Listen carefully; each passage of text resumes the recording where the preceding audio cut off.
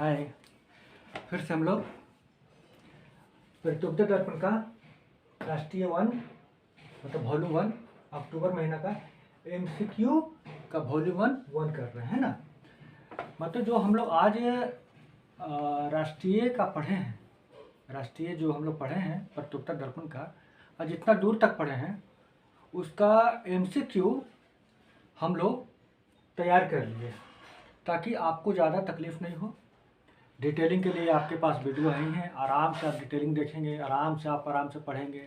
एक बार डिटेलिंग देख लेंगे तो फिर मैगजीन तो आराम से पढ़ लेंगे, कोई दिक्कत नहीं होगा।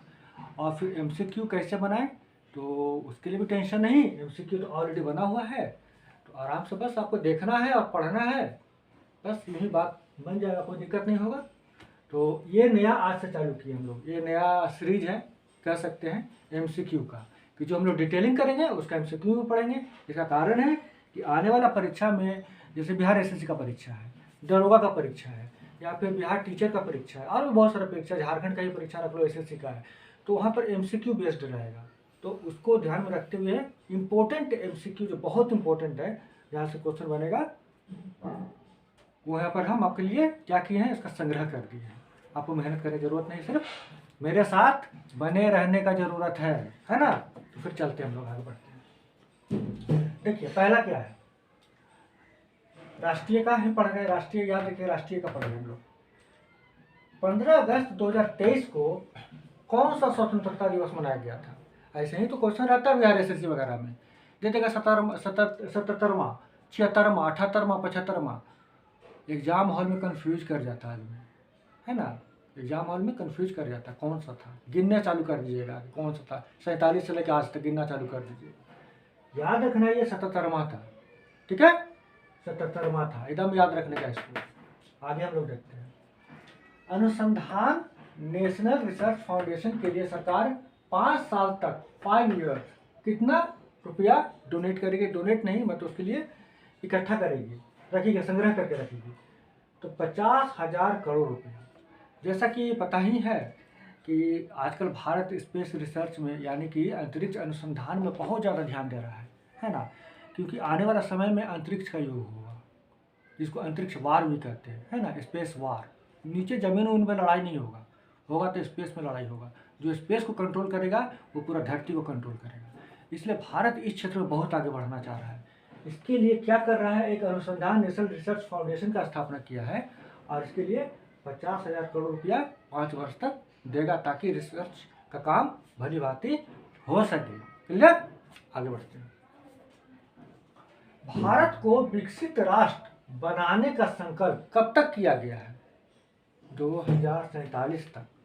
मतलब भारत सरकार चाहती है कि भारत 2047 तक एक डेवलप्ड कंट्री के रूप में जाना जाए, विकसित राष्ट्र के रूप में जाना जाए, है ना, जिसका चहुमुखी विकास हो चुका है, उस देश के रूप में जाना जाए। एक गरीब भारत के रूप में, एक कमजोर भारत के रूप में नहीं देखा जाए। यद्यपि कमजोर तो भारत अभी भी नहीं है, लेकिन भारत सुपर पावर के रेस में अब दौड़ रहा है ना। पावरफुल तो नहीं है लेकिन सुपर पावर के रेस में दौड़ रहा है।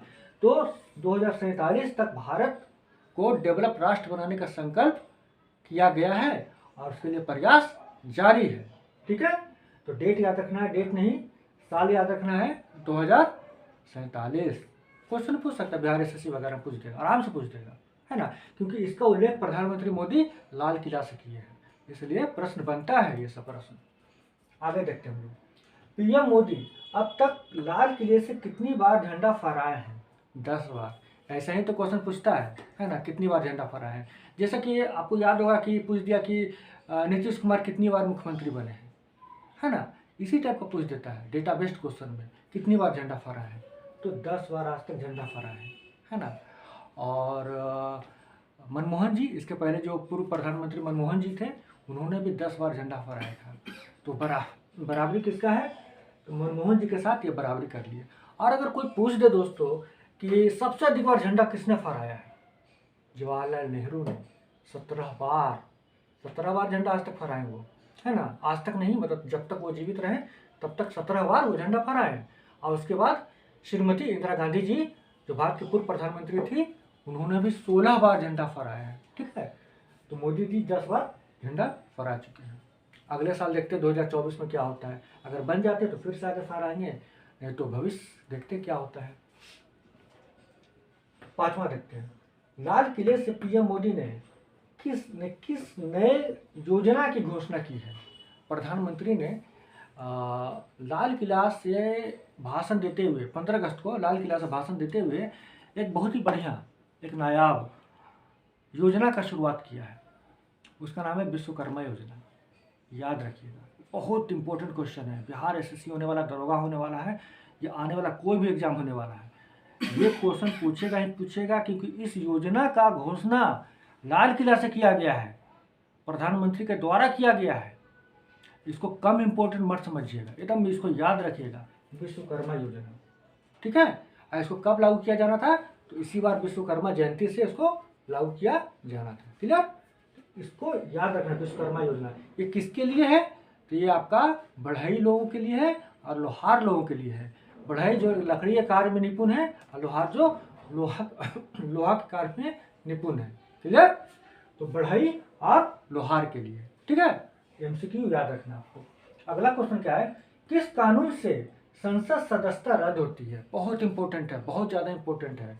ये पॉलिटी से क्वेश्चन इसका बनेगा, ये क्वेश्चन पॉलिटी से बनेगा और संसद टॉपिक से बनेगा कि एक सांसद का सदस्यता कैसे रद्द होता है, किस कानून के तहत रद्द होता है। अभी राहुल गांधी का रद्द हुआ था, फिर लागू कर दिया गया। ठीक है, प्रश्न बनता है तो कानून आपको याद रखना पड़ेगा। संविधान का अनुच्छेद 102 का 1, संविधान का अनुच्छेद 102 का 1 और जनप्रतिनिधि अधिनियम 1951 का सेक्शन 8 के तहत आपको याद रखना है, इन दोनों के तहत सदस्यता क्या होती है? रद्द हो जाती है ना? आपको पता है। और रद्द कौन करता है? तो लोकसभा सचिवालय के द्वारा रद्द किया जाता है। ठीक है, लोकसभा सचिवालय कुछ भी क्वेश्चन बना देगा, 3-4 को ऑप्शन दे देगा आपको फंसाने के लिए, लेकिन आपको फंसना नहीं है, आपको याद रखना है लोकसभा सचिवालय के द्वारा क्या होता है? रद्द किया जाता है या फिर उसको फिर से लागू किया जाता है। क्लियर? ठीक है, आगे बढ़ते हैं। अविश्वास प्रस्ताव किस नियम के तहत होता है? किस नियम के तहत?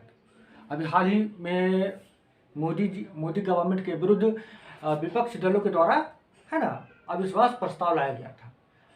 वो खारिज हो गया, बात का बात है, वो खारिज हो गया। लेकिन किस नियम के तहत अविश्वास प्रस्ताव आता है? प्रश्न यहाँ पर यह बनता है, ऑब्जेक्टिव यही रहेगा। तो नियम 198 के तहत, 198 के तहत क्वेश्चन रहेगा। 198, 196, 197, 195 आपको तो पता रहेगा, तो आप आराम से 198 बनाएंगे, 1 नंबर कमाएंगे और माइनस जब बचाएंगे अपने आप को। ठीक है, चलिए आगे बढ़ते हैं। मोदी सरकार के विरुद्ध अविश्वास प्रस्ताव कब लाया गया? है ना, अभी हाल ही में मोदी सरकार के विरुद्ध अविश्वास प्रस्ताव लाया गया था, जैसा कि अभी हम लोग चर्चा ही कर रहे थे। तो कब लाया गया था? हो सकता है डेट पूछ दे, है ना, वनडे एग्जाम में तो यही खूबी होता है, डेट भी पूछ सकता है, फैक्ट बेस्ड क्वेश्चन पूछता है। तो 26 जुलाई 2023 को, 26 जुलाई 2023 को मोदी गवर्नमेंट के विरुद्ध विपक्षी दलों के द्वारा अविश्वास प्रस्ताव लाया गया था। ठीक है ना, किस नियम के तहत? तो 198 तो आप जानते हैं। और अब तक मोदी गवर्नमेंट के विरुद्ध कितनी बार लाया गया है? तो 2 बार। ये भी याद रखिएगा कि मोदी सरकार के विरुद्ध अभी 9 साल का कार्यकाल में, 5 साल पहले, 4 साल अभी का, 9 साल का कार्यकाल में अभी तक 2 बार अविश्वास प्रस्ताव लाया गया है।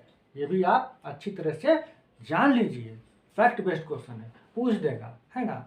फैक्ट बेस्ड में कंफ्यूजन हो ही जाता है कि 2 लिख देगा, 3 लिख देगा, फिर उसके बाद क्या होता है, उंगली पे गिनना चालू कर देता है एग्जाम हॉल में। तो यही होता है, और गिनते गिनते 1 कम हो गया तो भी गलत, 1 ज़्यादा हो गया तो भी गलत। ठीक है ना, तो याद रखना, फैक्ट बेस्ड क्वेश्चन को रट जाना है। समझने वाला क्वेश्चन के लिए डिटेलिंग तो कर ही रहे हैं, और आप लोग आराम से उसका फायदा उठा सकते हैं, मजे मजे में। क्यों? आगे देखते हैं। ओबीसी समूह को उपवर्गित करने हेतु कौन सा आयोग बनाया है ना। जैसे कि आप लोग डिटेलिंग में पढ़े होंगे और हम लोग डिटेलिंग किए हैं, प्रतियोगिता दर्पण राष्ट्रीय कहें कि ओबीसी समूहों को उपवर्गित करने के लिए रोहिणी आयोग का गठन किया गया। ये रोहिणी आयोग काम क्या करेगी वो आप डिटेल वीडियो में जाके देख लीजिएगा। फिर भी थोड़ा सा बता दे रहे हैं, है ना, कि ओबीसी के अंतर्गत जितने भी जाति हैं उनको प्रॉपर भागीदारी सुनिश्चित हो रही कि नहीं हो रही। सबको जो सरकार के द्वारा लाभ दिया जा रहा है, सभी जातियों को अनुपात में, सही अनुपात में लाभ प्राप्त हो रहा है कि नहीं प्राप्त हो रहा है, उसके जांच के लिए रोहिणी आयोग का गठन किया गया था, है ना, ताकि समतामूलक समाज का स्थापना हो सके, समतामूलक विकास का स्थापना हो सके, है ना। तो ये रोहिणी आयोग यही काम था। ये रोहिणी मैडम कौन है? तो ये हाई कोर्ट का, दिल्ली हाई कोर्ट का रिटायर्ड चीफ जस्टिस रही है, ठीक है, ये रोहिणी मैडम। तो आराम से इतना हम लोग फैक्ट याद रखना है। एक क्वेश्चन और है जो इम्पोर्टेंट है, वो क्वेश्चन 1 मिनट हम देख ले रहे हैं, आपको बताते हैं। इम्पोर्टेंट क्वेश्चन, दिमाग से स्किप न करिए। हाँ देखिए, नोट कर लीजिए, यहाँ पे मिटा दे रहे हैं, ऑलरेडी आप तो कर ही चुके हैं। तो अभी हम लोग 9 क्वेश्चन कर चुके हैं, है ना। 10 क्वेश्चन का टारगेट है कि प्रतिदिन हम लोग 10 क्वेश्चन का MCQ भी देखेंगे, यानी कि डिटेलिंग भी देखेंगे और 10 क्वेश्चन MCQ भी देखेंगे। प्रतियोगिता दर्पण का ही बहुत ऑथेंटिक बुक है, अच्छा से पढ़ना उसको, डिटेलिंग में भी ऑब्जेक्टिव में भी। तो 10वां क्वेश्चन देखिए, 10वां क्वेश्चन क्या बोलते हैं, 10वां। 9 क्वेश्चन देख चुके हैं, 10वां क्वेश्चन। अविश्वास प्रस्ताव हेतु कितना समर्थक एवं कितना अनुमोदक की आवश्यकता होती है? जब संसद में अविश्वास प्रस्ताव लाया जाता है तो विपक्षी दलों के द्वारा कितना समर्थन का जरूरत होता है उस प्रस्ताव का, और उस प्रस्ताव के लिए कितना का अनुमोदक का जरूरत पड़ता है ना, ये प्रश्न पूछ रहा है। तो 50 समर्थक का जरूरत होता है और 50 अनुमोदक का जरूरत होता है ना।